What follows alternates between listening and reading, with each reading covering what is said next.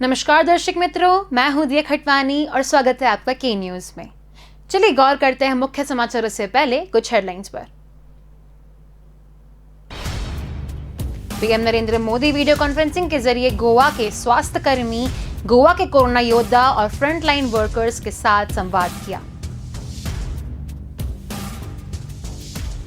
पंजाब कांग्रेस में मचा घमासान अब इस हद तक बढ़ गया है कि अब कैप्टन अमरिंदर सिंह की सीएम की कुर्सी जाती दिख रही है। बलपुर में राजा शंकर शाह कुंवर रघुनाथ शाह के 164वें बलिदान दिवस के अवसर पर शनिवार को देश के गृह मंत्री अमित शाह जबलपुर पहुंचे। अफगानिस्तान में तालिबान शासन का महीना पूरा हो चुका है और तालिबान कट्टरवाद अब सीमा पार कर पाकिस्तान में भी पेट बढ़ा रहा है।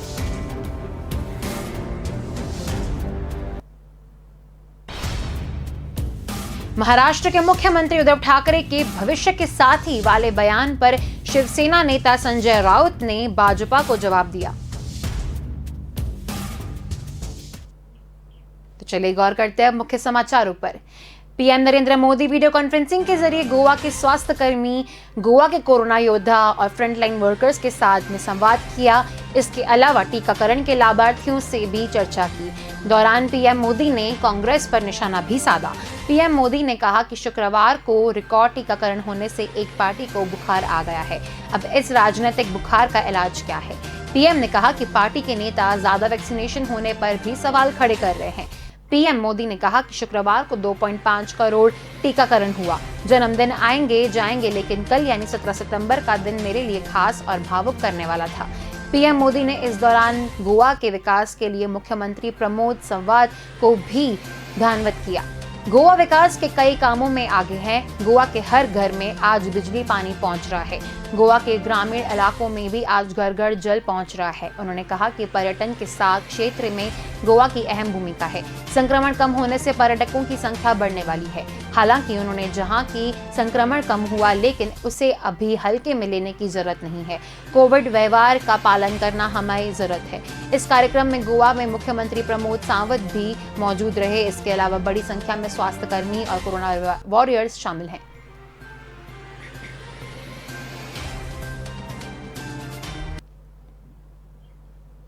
पंजाब कांग्रेस में मचा घमासान अब इस हद तक बढ़ गया है कि अब कैप्टन अमरिंदर सिंह की सीएम की कुर्सी जाती दिख रही है।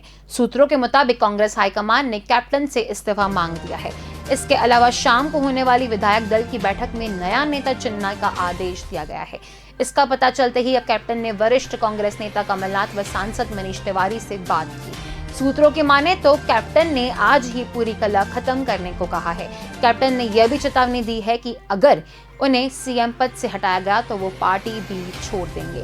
उन्होंने यह संदेश पार्टी हाईकमान तक पहुंचाने के लिए कहा है। इससे पहले सिद्धू ने रणनीतिक सलाहकार मोहम्मद मुस्तफा ने 4.5 साल बाद कांग्रेसी सीएम चुनने के मौके का बड़ा फायदा बयान दिया है।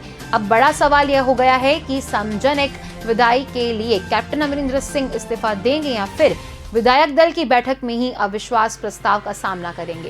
कैप्टन ने करीब 2 बजे अपने खेमे की बैठक बुलाई है और विधायकों को वहां से आने को कहा है। हालांकि उनके खेमे के विधायक उनसे किनारा करने लगे हैं। कैप्टन के करीबी राजकुमार वेरका ने कहा कि वो शाम को सीएलपी की बैठक में ही जाएंगे। इससे पहले कैप्टन ने नाखुश 40 विधायकों की चिट्ठी के बाद कांग्रेस हाईकमान ने बड़ा फैसला लिया।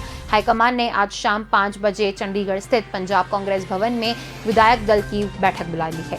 पहले पंजाब कांग्रेस में प्रभारी हरीश रावत ने सोनिया गांधी से मुलाकात की थी, जिसके बाद रावत ने शुक्रवार आधी रात को सोशल मीडिया पर विधायक दल की मीटिंग के बारे में जानकारी दी है। इस मीटिंग में केंद्र पर्यवेक्षक के तौर पर अजय माकन और हरीश चौधरी भी मौजूद रहेंगे और पूरी रिपोर्ट तैयार कर हाईकमान को भेजेंगे।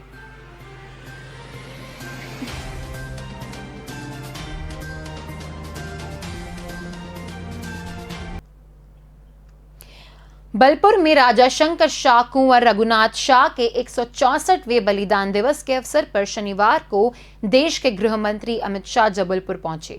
अमित शाह शहर में 8 घंटे रहेंगे। उन्होंने एयरपोर्ट से सीधे शहीद गोंड राजा को माल गोदाम शहीद स्थल जाकर श्रद्धांजलि दी। इधर मालगोदाम शहीद स्थल पर गोंड राजा शंकर शाह कुंवर रघुनाथ शाह के पूजन को लेकर आदिवासी समाज और पुलिस में विवाद की स्थिति बन गई।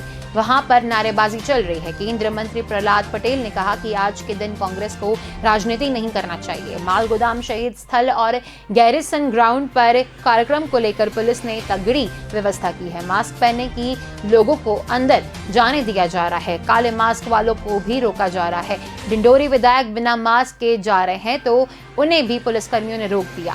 बाद में वे मास्क लगा कर गए। अमित शाह के साथ सीएम शिवराज सिंह चौहान, केंद्रीय मंत्री प्रहलाद पटेल, पदेल के गृह मंत्री नरोत्तम मिश्रा सहित तमाम दिग्गज आदिवासी सम्मेलन में शामिल होने पहुंच चुके हैं। कांग्रेस की ओर से पूर्व सीएम दिग्विजय सिंह, कांतिलाल भूरिया, ओमकार सिंह मरकाम सहित पार्टी के अन्य नेता इसी बलिदान दिवस कार्यक्रम में शामिल होकर आदिवासी समुदाय के सामने अपनी बात रखेंगे।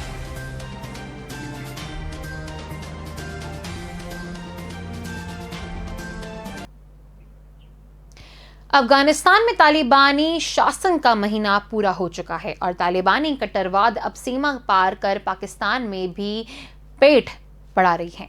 राजनीतिक पार्टियों से पाकिस्तानी जनता का मोहभंग हो रहा है और शरिया कानून लागू करने और तालिबान की तर्ज पर सरकार बनाने की सुर उठ रहे हैं। पाकिस्तानी के कुछ लोग तो अफगानिस्तान में तालिबानी राज को आध्यात्मिक वरदान साबित करने की कोशिशों में जुटे हैं। पाकिस्तान में सियासी इस्लाम और कट्टरवादी वहाबी इस्लाम की झंडे गहरी हो जा रही है। बता दें, अफगानिस्तान की तालिबान सरकार को पाकिस्तान का सैन्य समर्थन हासिल है।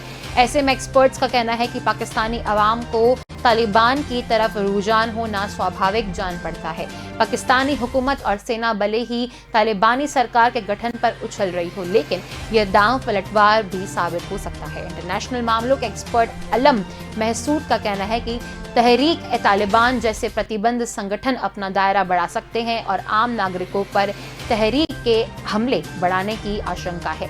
पाकिस्तान के पीएम इमरान खान खुद भी इस्लामी कट्टरपंथ के सामने समर्थन में उतर गए हैं। उन्होंने महिलाओं के कपड़ों को लेकर दकियानुसी बयान दिया है। महिला उत्पीड़न को कपड़ों से जोड़कर दिए गए उनके बयान की काफी निंदा भी हुई है। पाक मानवाधिकार आयोग के उपाध्यक्ष असद भट्ट ने बताया कि ये दुर्भाग्यपूर्ण है कि सरकार पाकिस्तान के तालिबानीकरण का समर्थन कर रही है।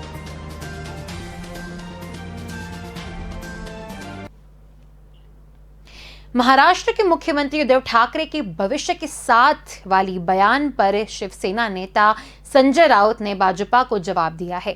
उन्होंने कहा कि महाराष्ट्र सरकार 5 साल तक सत्ता में रहने के लिए प्रतिबद्ध है। शिवसेना अपने वादों पर काम करती है। अगर किसी को सीएम की टिप्पणी पर खुशी हो रही है तो इसे 3 साल के लिए रहने दे, क्योंकि शिवसेना किसी की पीठ में छुरा नहीं छोपती।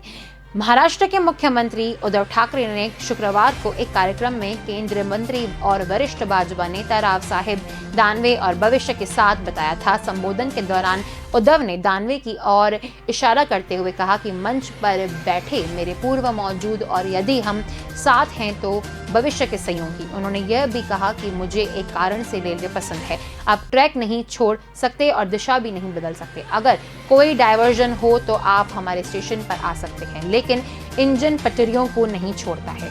उद्धव के इस बयान के बाद से ही राजनीति के गलियारों में शिवसेना और भाजपा के फिर साथ आने की अटकलें लगाई जाने लगी हैं। इससे पहले जून में प्रधानमंत्री नरेंद्र मोदी और उद्धव ठाकरे के बीच बैठक हुई थी। दोनों की मुश्किल करीब 45 मिनट तक चली थी। तब भी दोनों दलों के साथ आने को लेकर अटकलें लगाई गई थी। इस पर शिवसेना सांसद संजय राउत ने कहा था कि उद्धव और पीएम मोदी दुश्मन नहीं है, वे अब चाहे एक दूसरे से मुलाकात कर सकते हैं।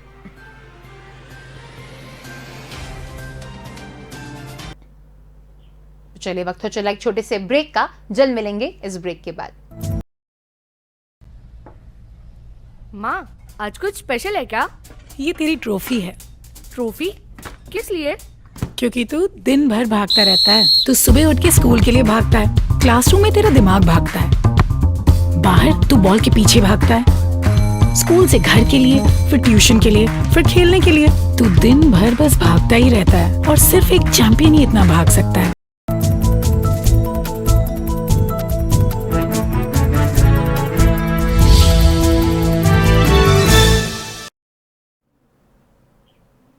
Welcome back. चलिए गौर करते हैं आगे के समाचारों पर। पश्चिम बंगाल की मुख्यमंत्री ममता बनर्जी वैसे तो कांग्रेस के साथ मिलकर विपक्ष की एकजुटता की बात करती हैं, लेकिन उनकी पार्टी तृणमूल ने साफ कर दिया है कि दिल्ली की दावेदारी को लेकर समझौता नहीं किया जाएगा। दरअसल तृणमूल ने कहा कि प्रधानमंत्री नरेंद्र मोदी का विकल्प कांग्रेस नेता राहुल गांधी नहीं बल्कि ममता बनर्जी ही हैं। मोदी के सामने ममता के विपक्ष के चेहरे के तौर पर उभर कर सामने आई हैं। इस पर कांग्रेस ने जवाब दिया कि राहुल गांधी 2014 से ही मोदी सरकार के खिलाफ विपक्ष के सबसे उपयुक्त नेता के तौर पर पहचान बनाए हुए हैं। तृणमूल ने सीनियर लीडर कुणाल घोष ने डैमेज कंट्रोल करने की कोशिश करते हुए कहा कि उनकी पार्टी का मकसद न तो कांग्रेस का अपमान करना है और न ही वह कांग्रेस के बिना दिल्ली में बीजेपी के विकल्प पर बात करना चाहती हैं। घोष ने सफाई दी है कि सुदीप बंदोपाध्याय ने कांग्रेस के बिना किसी विकल्प की बात नहीं की है। उन्होंने तो सिर्फ उन्हें अनुभव बताने की जनता राहुल को मोदी की विकल्प मान रही है और राहुल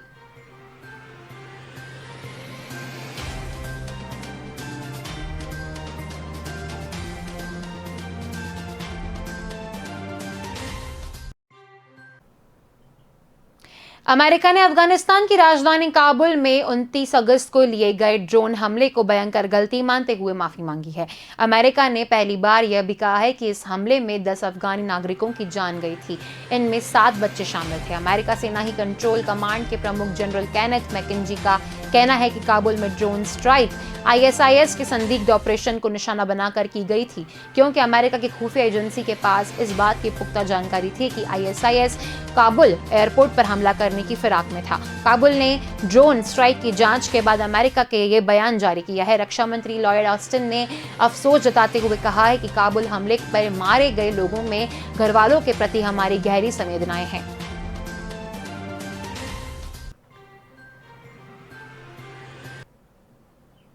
इकोनॉमिस्ट के अनुमान के अनुसार अमेरिका में महामारी 8,60,000 मौतें हो चुकी है। फिर भी 9 सितंबर को राष्ट्रपति बाइडेन द्वारा वैक्सीन लगवाने के लिए जारी आदेश की रिपब्लिकन पार्टी के वरिष्ठ नेता विरोध कर रहे हैं। मिसिसिपी के गवर्नर टेड करवा ने रिट्वीट किया है कि यह अब भी अमेरिका है, हम अत्याचारियों से आज़ादी में विश्वास करते हैं। साउथ कैरोलिना के गवर्नर हेनरी मैकमास्टर भी विरोध करने वालों में शामिल हैं। कुछ रिपब्लिकन सांसदों ने चेतावनी दी है कि वैक्सीन आदेश के खिलाफ विधेयक पेश कर सकते हैं। अब तक 12 वर्ष से अधिक आयु के 63% अमेरिकनों के वैक्सीन की 2 डोज लगी है। इसलिए मुकाबले फ्रांस में 76%, डेनमार्क में 85%, कनाडा में 69% और ब्रिटेन में 65% लोगों को दोनों डोज लग चुकी है। वैक्सीन को लेकर कई देशों में हिचक है। अमेरिकन यूनिवर्सिटी जॉर्ज हेंसपिक में अगस्त में 50 देशों के सर्वे में पाया गया है कि वैक्सीन न लगवाने वाले आधे से ज्यादा लोगों ने कहा कि वैक्सीन नहीं लगवाएंगे। बाइडेन ने वैक्सीन लगवाने के नियमित टेस्ट कराने का आदेश जारी किया है।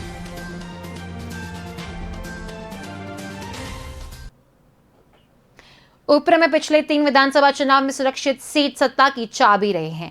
यहां जिसकी सीट सबसे ज्यादा रही है उस पार्टी की सत्ता आई है। साल 2007 में बसपा, 2012 में सपा और 2017 में बीजेपी ने इन सीट पर सबसे ज्यादा विधायक लेकर आई 5 साल तक बहुमत की सरकार चलाई। अब एक बार फिर इन सुरक्षा सीट पर सबकी नजर होगी। समाजवादी पार्टी भी इससे अलग नहीं है। सत्ता पाने के लिए मुखिया अखिलेश यादव हर तरह के खेल खेलने को तैयार है। ऐसे में सुरक्षा सीट के लिए उन्होंने बसपा सरकार में मंत्री रहे के गौतम के माध्यम से निशाना साधा जा रहा है। एक दौरे में के गौतम बसपा सुप्रीमो मायावती के सबसे खास सिपलहरों में से एक थे।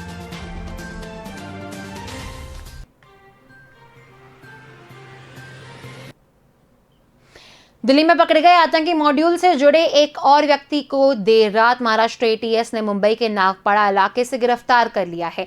उसका नाम जाकिर है। उसे आज कोर्ट में पेश किया जाएगा। दिल्ली की स्पेशल सेल की टीम उसे कस्टडी लेने के लिए कोशिश कर रही है।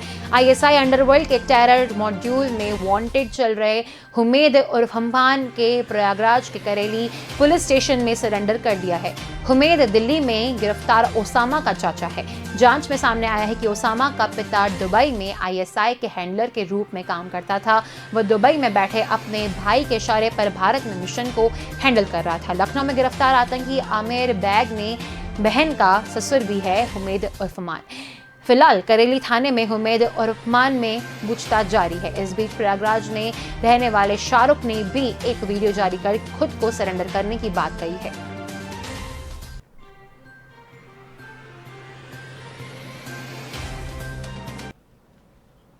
पंजाब विधानसभा चुनाव 2022 में अभी 5 महीने का वक्त बाकी है, लेकिन नेताओं की भाषा की मर्यादा अभी से टूटने लगी है। ताजा मामले में कृषि सुधार कानूनों का विरोध करते करते पंजाब में कांग्रेस प्रवाद नवजोत सिंह सिद्धू व आम आदमी पार्टी के पंजाब से प्रभारी राघव चड्ढा आमने सामने हो गए हैं। सिद्धू ने दिल्ली के सीएम अरविंद केजरीवाल को मगरमच्छ के आंसू बहाने की बात कही थी, जिसके जवाब में राघव चड्ढा ने तंज कसते हुए कहा कि सिद्धू पंजाब की पॉलिटिक्स के राखी सावंत हैं। इस पर अब सिद्धू ने भी करारा जवाब देते हुए चड्ढा को बंदर कहा है। उनके बीच ट्विटर पर ही यह बार चल रहा है। नवजोत सिंह सिद्धू ने ट्वीट किया, कहा जाता है कि इंसान बंदर से बना है, लेकिन राघव चड्ढा आपके दिमाग को देखकर लगता है कि आप भी बंदर से इंसान बनने की प्रक्रिया में हो।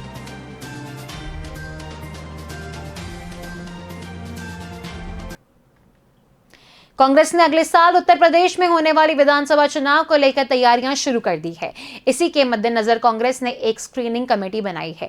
इस कमेटी के अध्यक्ष जितेंद्र सिंह बनाए गए हैं। इसके साथ ही कमेटी में दीपेंद्र हुड्डा और वर्षा गायकवाड़ की बतौर सदस्य रखा गया है। कमेटी में पदेन सदस्य के रूप में पार्टी के महासचिव प्रभारी प्रियंका गांधी वाड्रा, यूपी के पार्टी प्रमुख अजय कुमार लल्लू, कांग्रेस विधानमंडल दल नेता आराधना मिश्रा मोना होंगी। प्रत्याशी चयन के लिए आवेदन प्रक्रिया को भी शुरू कर दिया गया है। इसके लिए 25 सितंबर तक बुढ़ाना गेट कांग्रेस कार्यालय में आवेदन किया जा सकता है। वही आवेदन के साथ इच्छुक प्रत्याशियों को 11,000 रुपए का उत्तर प्रदेश कांग्रेस कमेटी के अध्यक्ष के नाम का ड्राफ्ट भी देना होगा।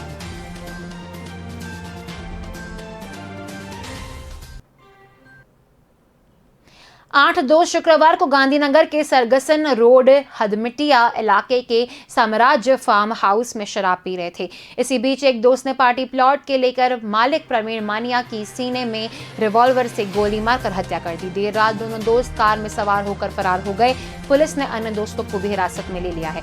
गांधीनगर के हटमिदिया इलाके में साम्राज्य पार्टी के प्लॉट के मालिक प्रवीण कल्याण मनिया, जयदीप सिंह गोहिल, तरुण सिंह, संतोष भारवाड़, हरपल सिंह, जनक, जय सिंह और मोहित कल शराब पी रहे थे।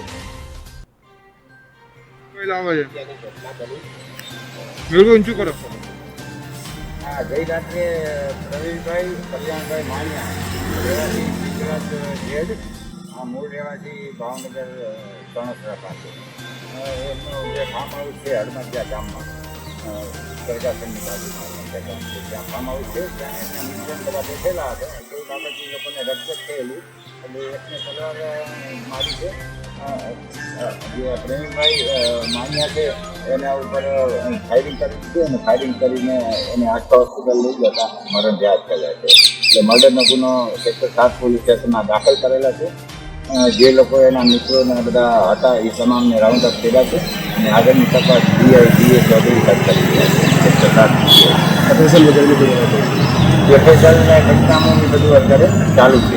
એફએસએલની મદદ લેવામાં આવે છે। વૈજ્ઞાનિક તબિયત આથી તપાસ ચાલુ છે। तो अभी के समाचारों में बस इतना ही। अधिक जानकारी के लिए देखते रहिए के न्यूज़। नमस्कार।